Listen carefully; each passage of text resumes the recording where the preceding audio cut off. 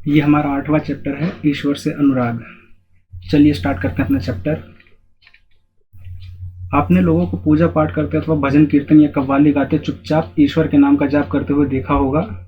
आपने यह भी गौर किया होगा कि उनमें से कुछ तो इतने भाव विभोर हो जाते हैं कि उनकी आंखों में आंसू भर आते हैं। ईश्वर के प्रति ऐसा प्रेम भाव या गहरी भक्ति उन विभिन्न प्रकार के भक्ति तथा सूफी आंदोलनों की देन है जिनका 8वीं शताब्दी से उद्भव होने लगा। परमेश्वर का विचार।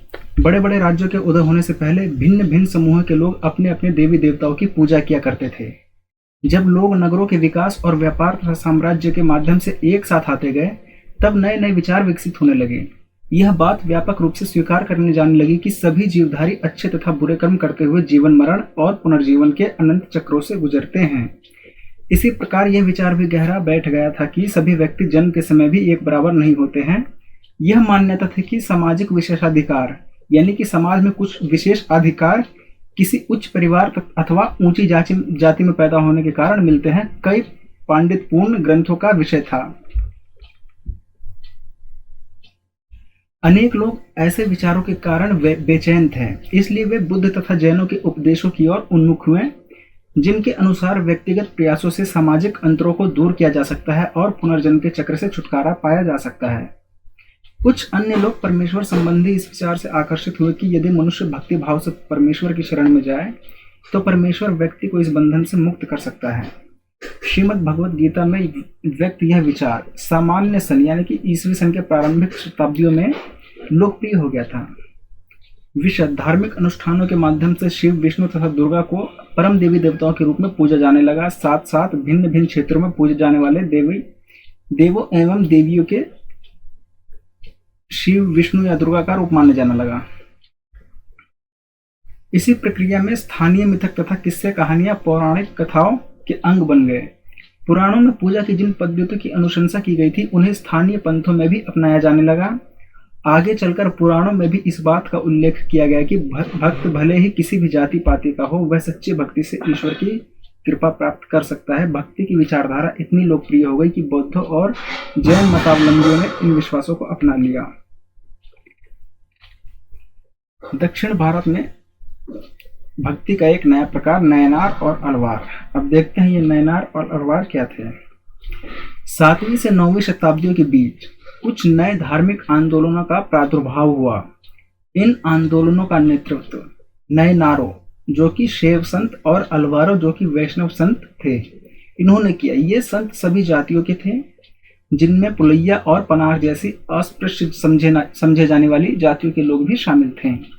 वे बौद्धों और जैनों के कटु आलोचक थे और शिव तथा विष्णु के प्रति सच्चे प्रेम को मुक्ति मार्ग बताते थे। उन्होंने संगम साहित्य में समाहित प्यार और शूरवीरता के आदर्शों को अपनाकर भक्ति के मूल्य में उनका समावेश किया। अब संगम साहित्य तमिल साहित्य का प्राचीन उदाहरण एक ग्रंथ था जो सामान्य यानी कि ईस्वी सन की आरंभिक शताब्दियों में रचा गया था। नयनार और अलवार घुमक्कड़ साधु संत थे। वे जिस किसी स्थानीय गांव में जाते थे, वहां के स्थानीय देवी देवताओं की प्रशंसा में सुंदर कविताएं रचकर उन्हें संगीतबद्ध कर दिया करते थे। नयनार और अलवार कुल मिलाकर 63 नयनार ऐसे थे जो कुम्हार, अस्पृश्य, कामगार, किसान, शिकारी, सैनिक, ब्राह्मण और मुखिया जैसी अनेक जातियों में पैदा हुए थे। उनमें सर्वाधिक प्रसिद्ध थे अप्पार, समंदर, सुंदरार और मणिक्वासागर। उनके गीतों के 2 संकलन हैं, तेवरम और तिरुवाचकम। अलवार संत संख्या में 12 थे। वे भिन्न भिन्न प्रकार की पृष्ठभूमियों से आए थे। उनमें से सर्वाधिक प्रसिद्ध थे पेरियलवार, उनकी पुत्री अंडाल, तोंडरडिप्पोडी अलवार और नम्मालवार। उनके गीत दिव्य प्रबंधम में संकलित हैं। 10वीं से 12वीं सदियों के बीच चोल और पांड्य राजाओं ने उन अनेक धार्मिक स्थलों पर विशाल मंदिर बनवा दिए जहां की संत कवियों ने यात्रा की थी। इस प्रकार भक्ति परंपरा और मंदिर पूजा के बीच गहरे संबंध स्थापित हो गए। यही वह समय था जब उनकी कविताओं का संकलन तैयार किया गया था। इसके अलावा अलवारों तथा नयनार संतों की धार्मिक जीवनियां भी रची गई थी। अब जीवनियां क्या होती है, मतलब कि धार्मिक जीवनियां। संतों की संतों के जीवन के बारे में लिखना। आज हम भक्ति परंपरा के इतिहास लेखन में इन जीवनियों के स्रोत का उपयोग करते हैं। दर्शन और भक्ति। भारत के सर्वाधिक प्रभावशाली दार्शनिकों में से एक शंकर का जन्म 8वीं शताब्दी में केरल प्रदेश में हुआ था। वे अद्वैतवाद के समर्थक थे, जिसके अनुसार जीवात्मा और परमात्मा जो परम सत्य हैं, दोनों एक ही हैं। उन्होंने यह शिक्षा दी कि ब्रह्मा जो एकमात्र या परम सत्य है, वह निर्गुण और निराकार है। शंकर ने हमारे चारों ओर के संसार को मिथ्या या माया माना और संसार का परित्याग करने अर्थात संन्यास लेने और ब्रह्मा की सही प्रकृति को समझने और मोक्ष प्राप्त करने के लिए ज्ञान के मार्ग को अपनाने का उपदेश दिया। रामानुज 11वीं शताब्दी में तमिलनाडु में पैदा हुए थे। वे विष्णु भक्त अलवार संतों से बहुत प्रभावित थे। उनके अनुसार मोक्ष प्राप्त करने का उपाय विष्णु के प्रति अनन्य भक्ति भाव रखना है। भगवान विष्णु की कृपा दृष्टि से भक्त उनके साथ एकाकार होने का परमानंद प्राप्त कर सकता है। रामानुज ने विशिष्टता द्वैत के सिद्धांत को प्रतिपादित किया, जिसके अनुसार आत्मा परमात्मा से जुड़ने के बाद भी अपनी अलग सत्ता बनाए रखती है। रामानुज के सिद्धांत ने भक्ति की नई धारा को बहुत प्रेरित किया, जो परवर्ती काल में उत्तर भारत में विकसित हुई। बसवन्ना का वीर शैववाद। हमने पहले पढ़ा कि तमिल भक्ति आंदोलन और मंदिर पूजा के बीच क्या संबंध थे। इसके परिणाम स्वरूप जो प्रतिक्रिया हुई वह बसवन्ना और अल्लम्मा प्रभु की अक्कम महादेवी जैसे और उनके साथियों द्वारा प्रारंभ किए गए वीर शैव आंदोलन में स्पष्टता दिखलाई देती है। यह आंदोलन 12वीं शताब्दी के मध्य में कर्नाटक में प्रारंभ हुआ था। वीर शैवों ने सभी व्यक्तियों की समानता के पक्ष में और जाति तथा नारी के प्रति व्यवहार के बारे में ब्राह्मणवादी विचारधारा के विरुद्ध अपने प्रबल तर्क प्रस्तुत किए। इसके अलावा वे सभी प्रकार के कर्म कांडों और पूजा वगैरह के विरोधी थे, मूर्ति पूजा के विरोधी थे। महाराष्ट्र के संत। 13वीं से 17वीं शताब्दी तक महाराष्ट्र में अनेकानेक संत कवि हुए, जिनके सरल मराठी भाषा में लिखे गए गीत आज भी जनमन को प्रेरित करते हैं। उन संतों में सबसे महत्वपूर्ण थे ज्ञानेश्वर, नामदेव, एकनाथ और तुकाराम तथा सुखाबाई जैसी स्त्रियां तथा चोखा मिठा का परिवार, जो अस्पृश्य समझी जाने वाली महार जाति का था। भक्ति की यह क्षेत्रीय परंपरा पंढरपुर में विट्ठल, विष्णु का एक रूप पर और जनमन के हृदय में विराजमान व्यक्तिगत देव संबंधी विचारों पर केंद्रित थी। महाराष्ट्र के ज्ञानेश्वर, नामदेव, एकनाथ और तुकाराम जैसे वैष्णव संत कभी भगवान विट्ठल के उपासक थे। भगवान विट्ठल की आराधना ने वाराकारी संप्रदाय को जन्म दिया, जो पंढरपुर की वार्षिक तीर्थ यात्रा पर जोर देता है। विट्ठल संप्रदाय का भक्ति के शक्तिशाली उपादान के रूप में उदय हुआ तथा लोगों में काफी लोकप्रिय भी हुआ। इन संत कवियों ने सभी प्रकार के कर्मकांडों, पवित्रता के ढोंगों और जन्म पर आधारित सामाजिक अंतरों का विरोध किया। यहाँ तक कि उन्होंने संन्यास के विचारों को भी ठुकरा दिया और किसी भी अन्य व्यक्ति की तरह रोजी रोटी कमाते हुए परिवार के साथ रहने और विनम्रता पूर्वक जरूरतमंद साथी व्यक्तियों की सेवा करते हुए जीवन बिताने को अधिक पसंद किया। उन्होंने इस बात पर बल दिया कि असली भक्ति दूसरों को दुखों को बांटकर लेना है। इससे एक नए मानवतावादी विचार का उद्भव हुआ, जैसा कि सुप्रसिद्ध गुजराती संत नरसिंह मेहता ने कहा था, वैष्णव जन तो तेने कहिए, पीर पराई जाने रे। नाथपंथी, सिद्ध और योगी। इस काल में अनेक ऐसे समूह उभरे जिन्होंने साधारण तर्क वितर्क का सहारा लेकर रूढ़िवादी धर्म के कर्मकांडों और अन्य बनावटी पहलुओं तथा समाज व्यवस्था की आलोचना की।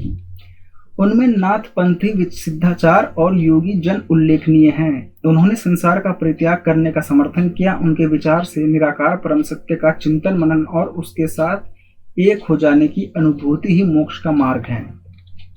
इसके लिए उन्होंने योगासन, प्राणायाम और चिंतन मनन जैसी क्रियाओं के माध्यम से मन एवं शरीर को कठोर प्रशिक्षण देने की आवश्यकता पर बल दिया।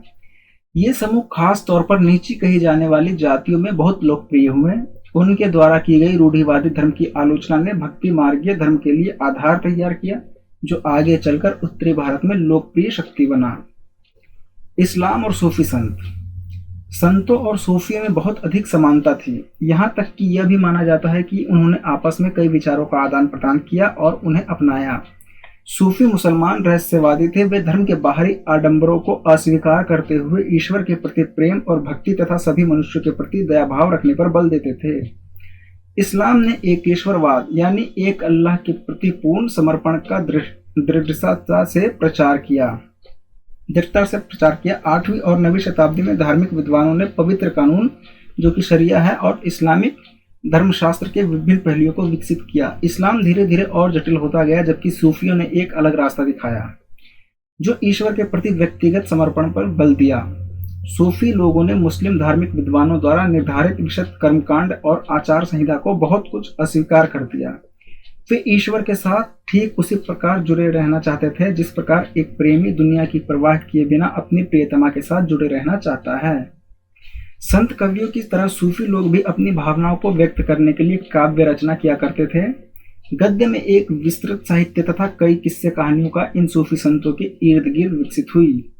मध्य एशिया के महान सूफी संतों में गज़ाली, रूमी और सादी के नाम उल्लेखनीय हैं। नाथ पंथियों, सिद्धों और योगियों की तरह सूफी भी यही मानते थे कि दुनिया के प्रति अलग नजरिया अपनाने के लिए दिल को सिखाया पढ़ाया जा सकता है। उन्होंने किसी औलिया या पीर की देखरेख में जिक्र, चिंतन, समा, रक्स, नीति, चर्चा, सांस पर नियंत्रण आदि के जरिए प्रशिक्षण की विस्तृत रीतियों का विकास किया। इस प्रकार आध्यात्मिक सूफी उस्तादों की पीढ़ियों सिलसिलाओं का प्रादुर्भाव हुआ। इनमें से हर एक सिलसिला निर्देशों व धार्मिक क्रियाओं का थोड़ा बहुत अलग तरीका अपनाती थी। 11वीं शताब्दी से अनेक सूफी जन मध्य एशिया से आकर हिंदुस्तान में बसने लगे थे। दिल्ली सल्तनत की स्थापना के साथ यह प्रक्रिया उस समय और भी अधिक मजबूत हो गई, जब उपमहाद्वीप में सर्वत्र बड़े बड़े अनेक सूफी केंद्र विकसित हो गए।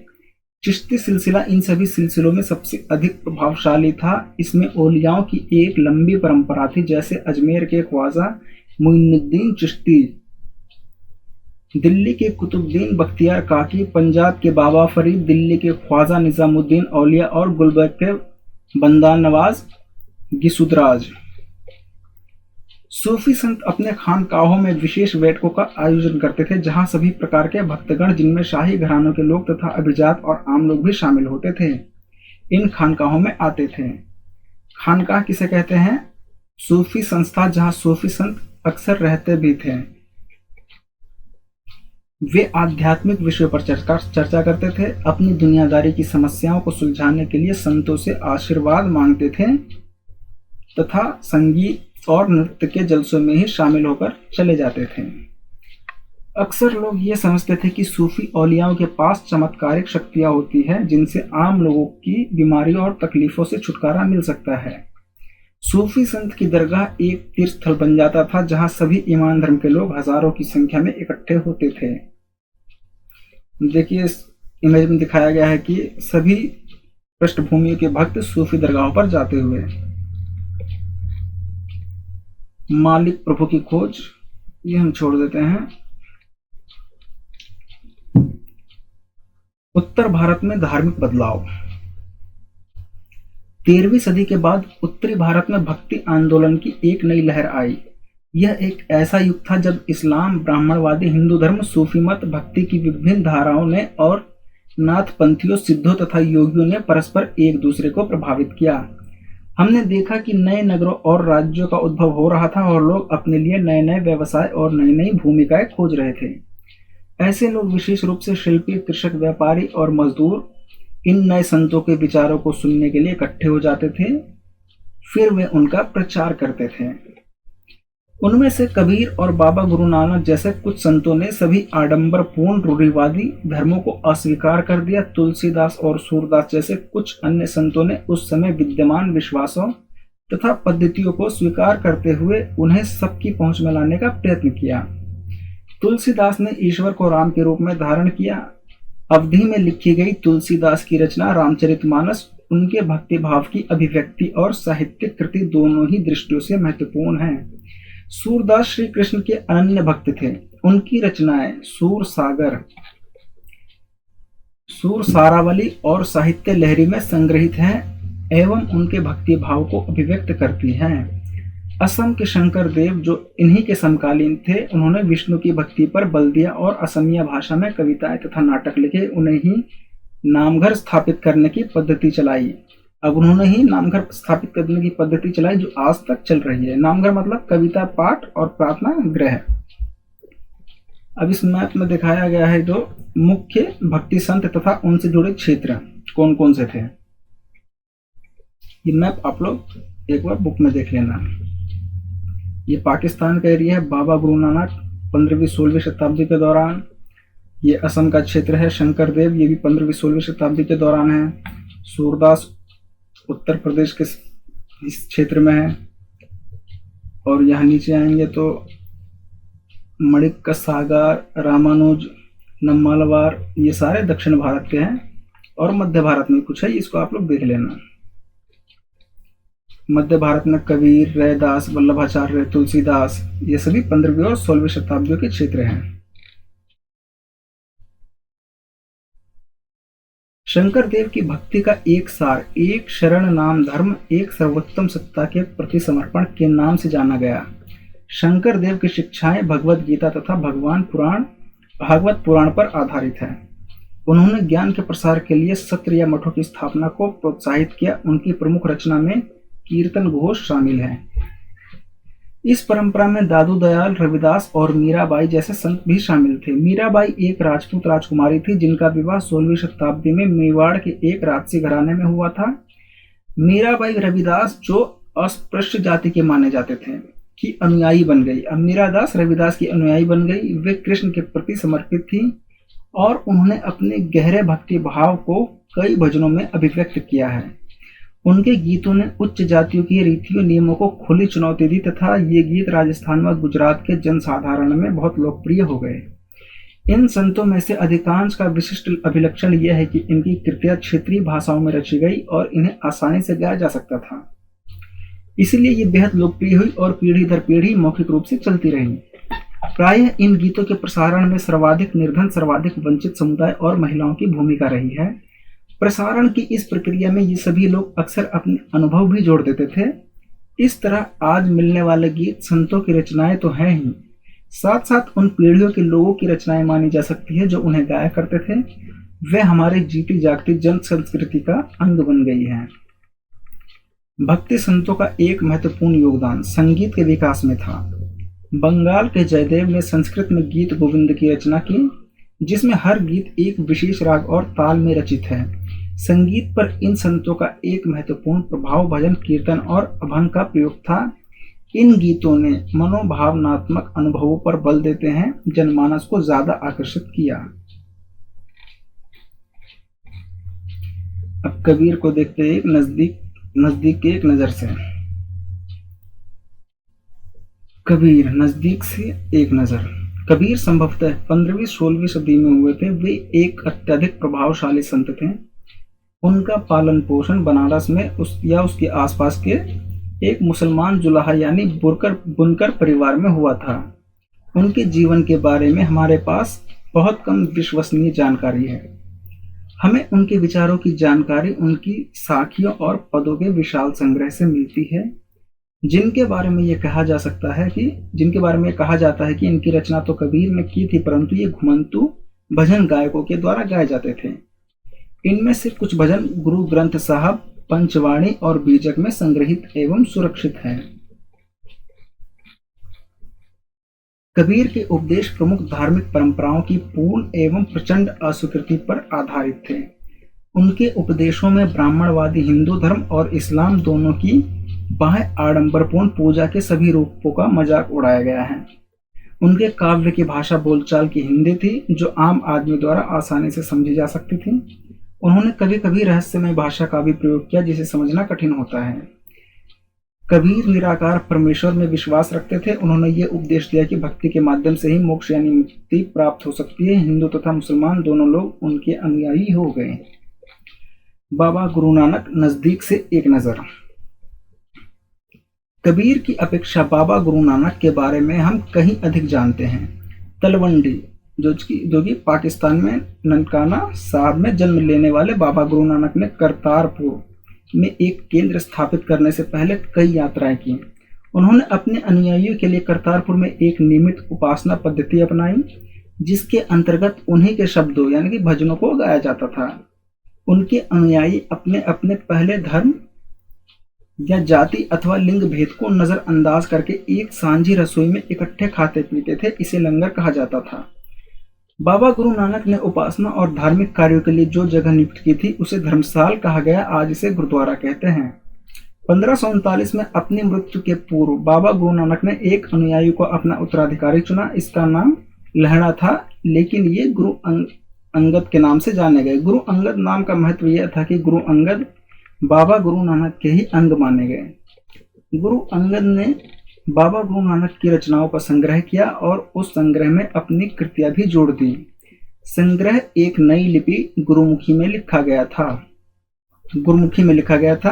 गुरु अंगद के 3 उत्तराधिकारियों ने भी अपनी रचनाएं नानक के नाम से लिखी। इन सभी का संग्रह गुरु अर्जन ने 1604 में किया। इस संग्रह में शेख फरीद, संत कबीर, भगत नामदेव और गुरु तेग बहादुर जैसे सूफी संतों और गुरुओं की वाणी जोड़ी गई। 1706 में इस संग्रह को गुरु तेग बहादुर के पुत्र व उत्तराधिकारी गुरु गोविंद सिंह ने प्रमाणित किया। आज इस संग्रह को सिखों के पवित्र ग्रंथ गुरु ग्रंथ साहब के रूप में जाना जाता है। 16वीं शताब्दी में बाबा गुरु नानक के उत्तराधिकारियों के नेतृत्व में उनके अनुयायियों की संख्या का विस्तार हुआ। ये अनुयायी कई जातियों के थे, परंतु इनमें व्यापारी, कृषक और शिल्पकार ज्यादा थे। इसकी वजह यह हो सकती है कि बाबा गुरु नानक इस बात पर बल दिया करते थे कि उनके अनुयायी गृहस्थ हो और उपयोगी व उत्पादक पेशों से जुड़े हों। अनुयायियों से यह आशा भी की जाती थी कि वे अपने नए समुदाय के सामान्य कोष में योगदान देंगे। 17वीं शताब्दी के प्रारंभ से केंद्रीय गुरुद्वारा हरमंदिर साहब, जो कि स्वर्ण मंदिर के आसपास रामदासपुर शहर, जो कि अमृतसर, विकसित होने लगा था। प्रशासन में यह वस्तुत स्वायत्त था। आधुनिक इतिहासकार इस युग के सिख समुदाय को राज्य के अंतर्गत राज्य मानते हैं। मुगल सम्राट जहांगीर इस समुदाय को एक संभावित खतरा मानता था। उसने 1606 में गुरु अर्जन को मृत्यु दंड देने का आदेश दिया। 17वीं शताब्दी में सिख आंदोलन का राजनीतिकरण शुरू हो गया, जिसका दूरगामी परिणाम यह हुआ कि 1699 में गुरु गोविंद सिंह जी ने खालसा की संस्था का निर्माण किया। खालसा पंथ के नाम से जाना जाने वाला सिख समुदाय अब एक राजनीतिक सत्ता बन गया। 16वीं और 17वीं शताब्दियों की बदलती हुई ऐतिहासिक परिस्थितियों ने सिख आंदोलन के विकास को प्रभावित किया। शुरू से ही बाबा गुरु नानक के विचारों का सिख आंदोलन पर गहरा प्रभाव पड़ा। उन्होंने एक ईश्वर की उपासना के महत्व पर जोर दिया। उन्होंने आग्रह किया कि जाति, धर्म अथवा लिंग भेद मुक्ति प्राप्ति के लिए कोई मायने नहीं रखते हैं। उनके लिए मुक्ति किसी निष्क्रिय आनंद की स्थिति नहीं थी, बल्कि सक्रिय जीवन व्यतीत करने के साथ साथ सामाजिक प्रतिबद्धता की निरंतर कोशिशों में ही निहित थी। अपने उपदेश के सार को व्यक्त करने के लिए उन्होंने 3 शब्दों का प्रयोग किया: नाम, दान और स्नान। नाम से उनका तात्पर्य सही उपासना से था, दान का तात्पर्य था दूसरों का भला करना और स्नान का तात्पर्य आचार विचार की पवित्रता। आज उनके उपदेशों को नाम जपना, कीर्त करना और वंड छकना के रूप में याद किया जाता है। ये अवधारणाएं भी उचित विश्वास और उपासना, ईमानदारी पूर्ण निर्वाह और संसाधनों को मिल बांटकर प्रयोग करना, यानी कि दूसरों की मदद के महत्व को रेखांकित करती है। इस तरह बाबा गुरु नानक की समानता के विचारों के सामाजिक राजनीतिक मायने थे। शायद इसी बात से हमें बाबा गुरु नानक और उनके अनुयायियों के इतिहास और कबीर, रविदास एवं दादू जैसे संतों और उनके अनुयायियों के इतिहास में फर्क को समझने में मदद मिलती है। मार्टिन लूथर और धर्म सुधार आंदोलन। 16वीं सदी का समय यूरोप में भी एक धार्मिक अंतःक्षोभ यानी उथल पुथल का काल था।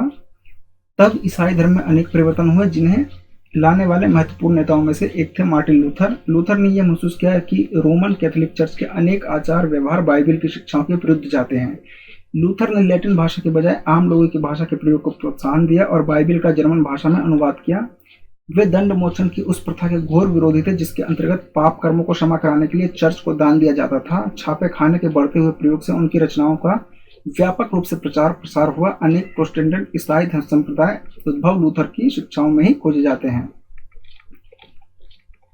दोस्तों, अपना चैप्टर खत्म हो गया। मिलता है नेक्स्ट चैप्टर में। अगर आपको वीडियो अच्छी लगी तो प्लीज वीडियो को लाइक करें और चैनल को सब्सक्राइब कर लें।